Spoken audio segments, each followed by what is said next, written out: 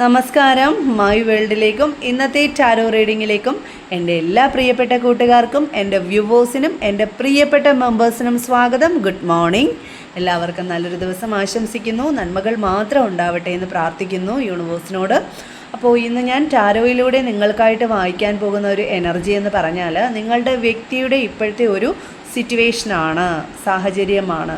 അപ്പം അവരിപ്പോൾ ഏത് സാഹചര്യത്തിൽ കൂടെയാണ് പോകുന്നത്, പരസ്പരം മാറി നിൽക്കുന്ന അല്ലെങ്കിൽ ഒരു വാശിയുടെ പേരിലോ ഒക്കെ മാറി നിൽക്കുന്ന കുറച്ച് പേരുടെ ഒരു എനർജിയാണ് എനിക്കിപ്പോൾ ഇന്ന് വായിക്കാനായിട്ട് പോകുന്നത്.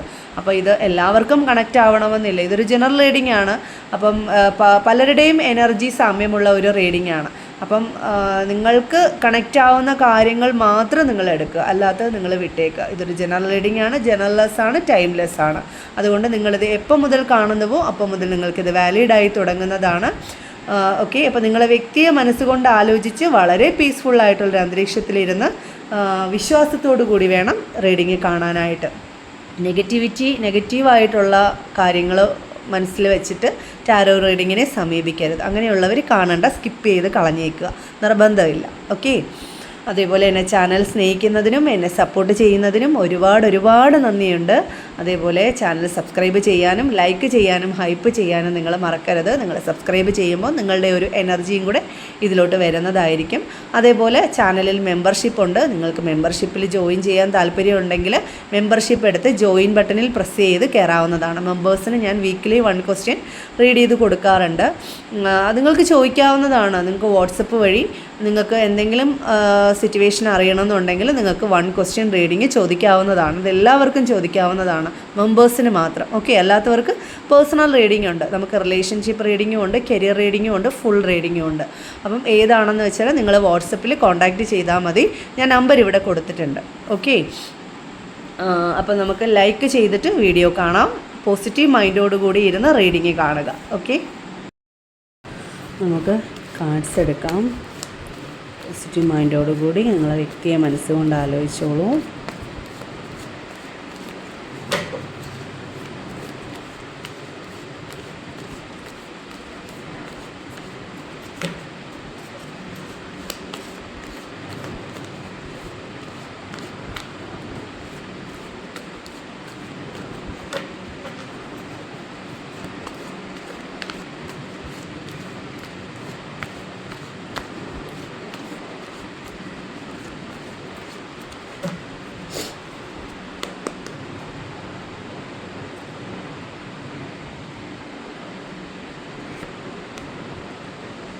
ഫസ്റ്റ് തന്നെ ടെമ്പറൻസ് കാർഡാണ് വന്നിരിക്കുന്നത്. മേജർ അർക്കാന കാർഡാണ്.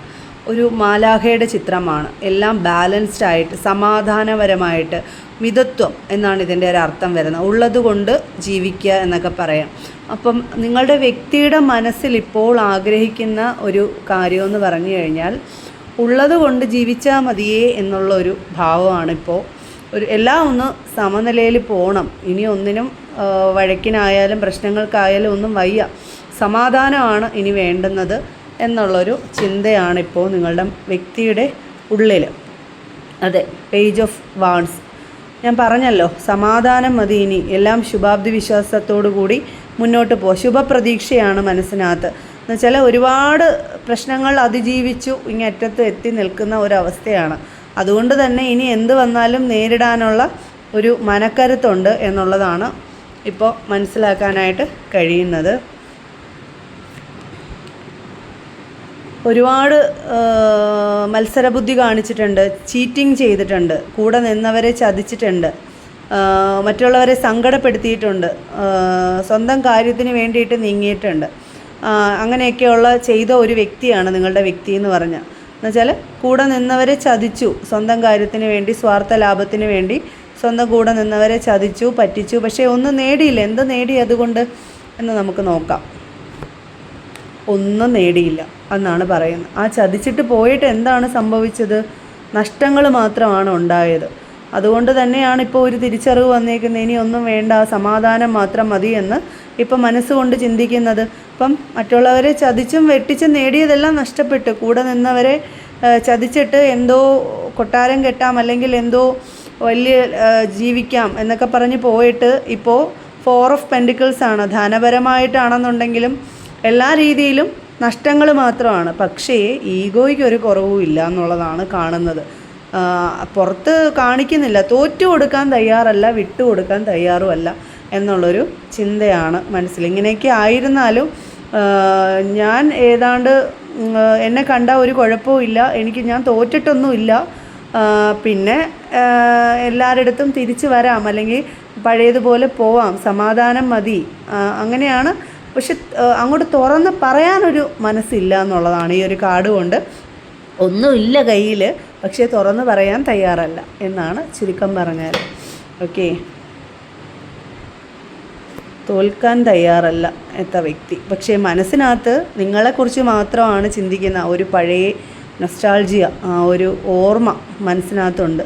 അപ്പോൾ എവിടെ പോയിരുന്നാലും ആദ്യം കൊടുത്ത സ്നേഹമാണ് മനസ്സിനകത്തുള്ളത്. ആദ്യം കൊടുത്ത സ്നേഹത്തിനൊരു പ്രത്യേക വിലയാണ് അല്ലേ. അപ്പോൾ ആരുടെ കൂടെ പോയാലും എവിടെ പോയാലും നമ്മൾ ഫസ്റ്റ് ലവിന് ഒരു പ്രത്യേക സ്നേഹം തന്നെയാണ്, ഒരു ഓർമ്മ, ഒരു നൊസ്റ്റാൾജിക് ഓർമ്മ തന്നെയാണ് എല്ലാവരുടെയും മനസ്സിൽ അല്ലേ. ആ മനസ്സിൽ ആ ഒരു ഓർമ്മ എപ്പോഴും മരിക്കുവോളം നിലനിൽക്കുമെന്നാണ് പറയുന്നത്. അപ്പോൾ അതേപോലെ നിങ്ങൾ കൊടുത്ത സ്നേഹത്തിൻ്റെ മാധുര്യം അവർ ഓർക്കുന്നുണ്ട്. ഇപ്പം മനസ്സുകൊണ്ടൊരു തളർച്ചയാണ്, ബാലൻസ്ഡ് ആയിട്ട് പോവാനായിട്ട് അങ്ങോട്ട് പറ്റാത്ത, എന്ന് വെച്ചാൽ പടച്ചട്ട അണിഞ്ഞു കിടക്കുന്ന ആളാണ്, എന്തിനും തയ്യാറെടുത്ത് നിൽക്കുകയാണ്, പക്ഷേ മനസ്സുകൊണ്ട് തളർന്നിരിക്കുകയാണ്. ഇതൊന്ന് സടകുടഞ്ഞ് എണ്ണീറ്റ് കഴിഞ്ഞാൽ പഴയ പോലെ നിൽക്കാം, പക്ഷേ ഇപ്പം അതിനൊന്നും ആവതില്ല. എല്ലാം നഷ്ടപ്പെട്ടു, ചതിച്ചും പറ്റിച്ചും നേടിയതെല്ലാം പോയി. പ്രതീക്ഷിച്ച പോലുള്ള ഒരു കാര്യമല്ല മുന്നിൽ കിട്ടിയത്. അതുകൊണ്ട് തന്നെ മനസ്സുകൊണ്ട് ഒന്ന് പ്രാർത്ഥിക്കുകയാണ്, കിടന്ന് പ്രാർത്ഥിക്കുകയാണ്, സമാധാനത്തിന് വേണ്ടി പ്രാർത്ഥിക്കുകയാണ്. തളർന്നു പോയി മനസ്സുകൊണ്ട്. ഓക്കെ, അപ്പോൾ അടുത്ത കാർഡ്സ് എന്താണെന്ന് നമുക്ക് നോക്കാം. ഇങ്ങനെ ആയിരുന്നാലും ഞാൻ പറഞ്ഞല്ലോ, ഇതാണ്ട് ഇത് തന്നെയാണ് ഈഗോ, ഞാൻ എന്ന ഭാവം.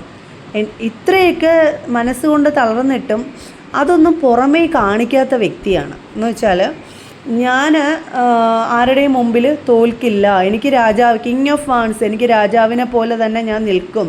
അതുകൊണ്ട് ഇത്രയും പ്രശ്നങ്ങൾ അതിജീവിച്ച് വന്ന വ്യക്തിയാണ്. അതുകൊണ്ട് തന്നെ ഇനി ആരുടെയും മുമ്പിൽ തല കുനിക്കുമെന്ന് വിചാരിക്കേ വേണ്ട. ഈ ഒരു വ്യക്തിയുടെ ഒരു നേച്ചർ ഇതാണ്, ആരുടെയും മുമ്പിൽ തല കുനിക്കത്തില്ല. അപ്പോൾ തളർന്നാലും പോയാലും എല്ലാം നഷ്ടപ്പെട്ടാലും എല്ലാവരും അങ്ങോട്ട് ചെന്ന് പിടിച്ചുകൊണ്ട് വരണം എന്നുള്ള ഒരു സാഹചര്യമാണ്. ഇനി അങ്ങനെയേ വരുത്തുള്ളൂ. സ്വമനസാല തിരിച്ചു വരുമെന്നുള്ള പ്രതീക്ഷയൊന്നും വേണ്ട. നമ്മൾ അങ്ങോട്ട് ചെന്ന് കുമ്പിട്ട് കൊണ്ടുവരണം. ചിലപ്പോൾ നിങ്ങളതിന് തയ്യാറല്ലായിരിക്കാം, നിങ്ങൾ ഇതിനെക്കാട്ടിയും വലിയ ക്യൂൻ ഓഫ് വാൺസ് ആയിട്ടായിരിക്കാം നിങ്ങളിരിക്കുന്നത്. കാരണം നിങ്ങളോട് അങ്ങനെ ആയിരിക്കാം ഇവർ പെരുമാറിയത്. പക്ഷേ പിന്നെ ഒരു കാര്യം കൂടെ പറയാം, നിങ്ങളുടെ പാർട്ട്ണറെ നിങ്ങളായിരിക്കാം ചിലപ്പോൾ കൂടുതൽ സ്നേഹിക്കുന്നത്, നിങ്ങളായിരിക്കാം വെയിറ്റ് ചെയ്തിരിക്കുന്നത്. അങ്ങനെയും ചിലരുണ്ട്. എൻ്റെ പാർട്ട്ണർ എത്ര ദുഷ്ടനാണെങ്കിലും എത്ര ഭയങ്കരനാണെങ്കിലും എനിക്കത് പ്രിയപ്പെട്ടതാണ്. ചിലപ്പോൾ നിങ്ങളെ കൊണ്ട് ഇവരെ മേയിച്ചുകൊണ്ട് പോകാൻ പറ്റത്തുള്ളൂ, ലോകത്താർക്കും ഇവരെ കൊണ്ടുപോകാൻ കഴിയത്തുമില്ല. അങ്ങനെയും ഉണ്ടാവാം. ഇവരെ അഡ്ജസ്റ്റ് ചെയ്യാനായിട്ട് ലോകത്ത് ഒരു ദൈവം സൃഷ്ടിച്ച വ്യക്തി ചിലപ്പോൾ നിങ്ങളായിരിക്കാം. അങ്ങനെയും വരാം. ഓക്കെ, ഒരു പ്രത്യേക നേച്ചറായിട്ടുള്ള ഒരു വ്യക്തിയാണ്. ഇപ്പം പക്ഷേ ഹെർമിറ്റ് കാർഡാണ് വന്നിരിക്കുന്നത്. മനസ്സുകൊണ്ട് ചിന്തിക്കുന്നുണ്ട്, ഞാൻ ചെയ്തതൊക്കെ ശരിയാണോ തെറ്റാണോ എന്നൊക്കെ ഒന്ന് അവലോകനം ചെയ്യുന്ന ഒരു സമയമാണ്. നല്ല പക്വത ഉള്ള ഒരു വ്യക്തിയാണ് നിങ്ങളുടെ വ്യക്തി എന്ന് പറഞ്ഞു കഴിഞ്ഞാൽ. നല്ല രീതിയിൽ ചിന്തിച്ച് പ്രവർത്തിക്കും, നല്ല പക്വതയുള്ളൊരു വ്യക്തിയായിട്ടാണ് കാണുന്നത്.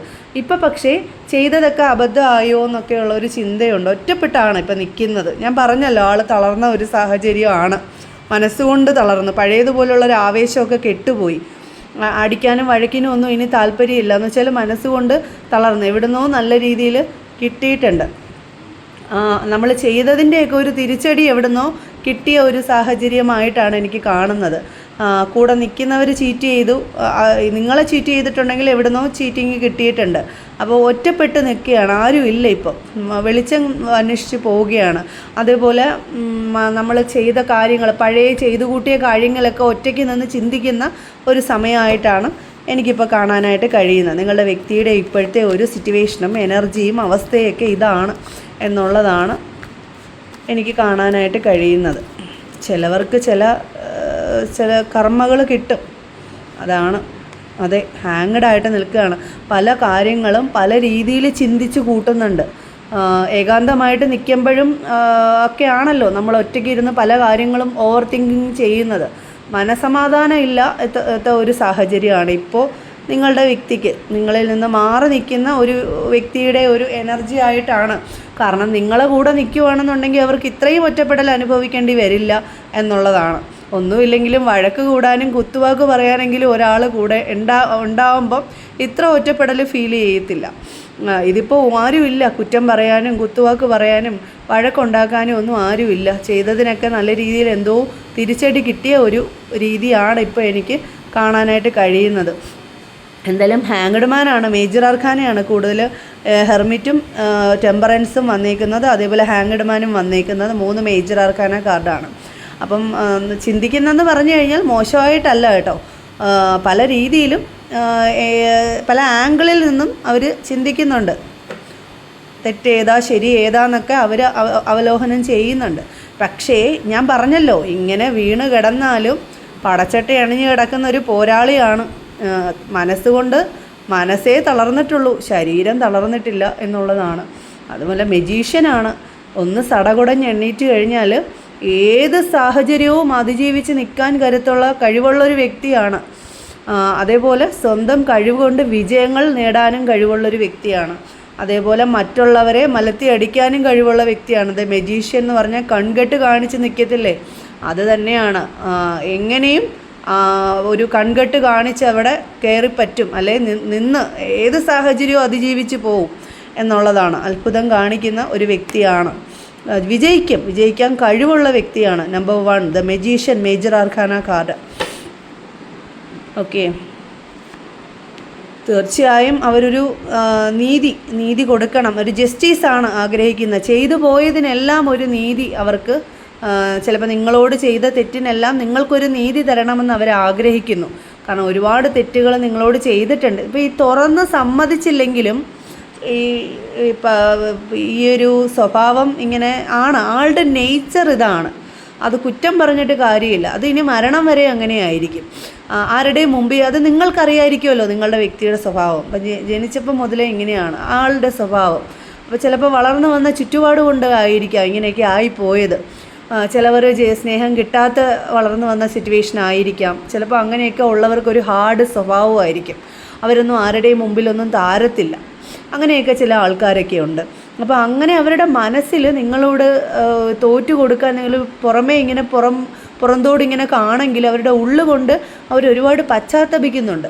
അവർക്ക് നിങ്ങൾക്ക് നീതി തരണം എന്ന് അവർ ആ ഒരു ജസ്റ്റിസ്, അതാണ് ഒരു കർമ്മയാണ് അവരിപ്പോൾ, ആ ഒരു കർമ്മപഥത്തിലൂടെയാണ് അവരിപ്പോൾ പോയിക്കൊണ്ടിരിക്കുന്നത്. കാരണം ഇതൊക്കെ മേജർ ആർക്കാന കാർഡ് വന്നതുകൊണ്ട് തന്നെ ഇതൊക്കെ ഒരു ദൈവ നിയോഗമാണ്. ജസ്റ്റിസ് കാർഡാണ് വന്നേക്കുന്നത്.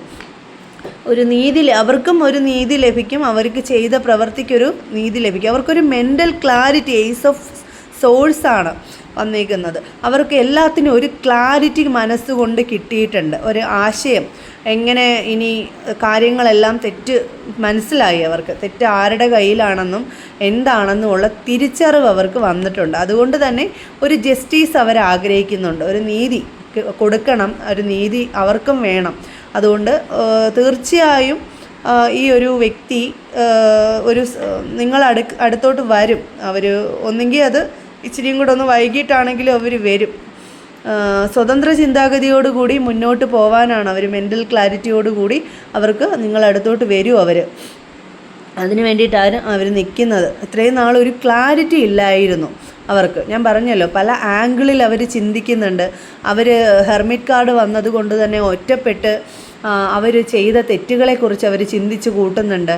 അതൊക്കെ കൊണ്ട് തന്നെ അവർക്ക് ചെയ്തത് തെറ്റായി പോയി എന്നുള്ളൊരു ചിന്ത വന്നിട്ടുണ്ട്. മെൻ്റൽ ക്ലാരിറ്റി കിട്ടിയിട്ടുണ്ട്. അതുവഴി അവർ മുന്നോട്ട് പോകാൻ തന്നെ തീരുമാനിച്ചിട്ടുണ്ട്. അങ്ങനെയാണ് അവർ മനസ്സുകൊണ്ടിപ്പോൾ തീരുമാനിച്ചേക്കുന്നത്. ഇനി ആരും അവരെ പറഞ്ഞ് തിരുത്തി മോശ വഴിക്കോട്ട് കൊണ്ടുപോകാനായിട്ട് പറ്റത്തില്ല. അതേപോലെ ധനത്തിനൊക്കെ ഒരു സ്റ്റക്ക് കാണുന്നുണ്ട്. കിങ് ഓഫ് പെൻഡിക്കിൾസ് ആണ്. പെൻഡിക്കിൾസ് എന്ന് പറഞ്ഞു കഴിഞ്ഞാൽ ഒരു തടസ്സം എന്ത് ചെയ്താലും ആദ്യം അവർക്ക് തടസ്സമാണ് നേരിടുന്നത് എന്നുള്ളതാണ് എനിക്ക് കാണാൻ കഴിയുന്നത്. അതേപോലെ അവർക്ക് എന്തോ ഒരു തീരുമാനം അവർക്ക് ഉണ്ട്. ഒരു ജോലി സംബന്ധമായിട്ടാണെങ്കിൽ അല്ലെങ്കിൽ എന്തേ ഒരു തീരുമാനത്തിൽ ഒരു രണ്ട് മനസ്സോടുകൂടി ഇങ്ങനെ നിൽക്കുകയാണ്. തിരിച്ചു വരണോ വേണ്ടയോ, പോണോ വേണ്ടയോ എന്നൊക്കെയുള്ള ഒരു രണ്ട് മനസ്സോടെ ആലോചിച്ച് നിൽക്കണം. പക്ഷേ അവർ മുന്നോട്ട് വെച്ചാൽ അത് വിജയിക്കുമെന്ന് തന്നെയാണ് ഈ ഒരു കാർഡ് കൊണ്ട് എനിക്ക് കാണാൻ സാധിക്കുന്നത്. ഒരു ന്യൂ ബിഗിനിങ് ഉണ്ട് അവർക്ക്. ഒരുപാട് വേദനാജനകമായിട്ടുള്ള സാഹചര്യത്തിൽ കൂടെ അവർ കടന്നു വന്നവരാണ്. ഇതൊരു കർമ്മപദത്തിലൂടെയാണ് അവർ പൊയ്ക്കൊണ്ടിരിക്കുന്നത്. ഇതും മേജർ ആർക്കാന കാർഡാണ്, ഡെത്ത് കാർഡ്. അപ്പം എനിക്ക് കാണാൻ കഴിയുന്നത് ഒരു ന്യൂ ബിഗിനിങ് ആണ്. ഒരു മരിച്ച് ജീവിക്കുക എന്നൊക്കെ പറഞ്ഞതുപോലെ ഒരു താഴ്ന്നു വരും എന്ന് തന്നെയാണ് എനിക്ക് പറയാനുള്ളത്. തോറ്റു മടങ്ങും. നിങ്ങളുടെ മുമ്പിൽ തന്നെ അവർ മുട്ടുകുത്തും വന്ന്. കാരണം അവർക്ക് തെറ്റുകുറ്റങ്ങളെല്ലാം മനസ്സിലായി.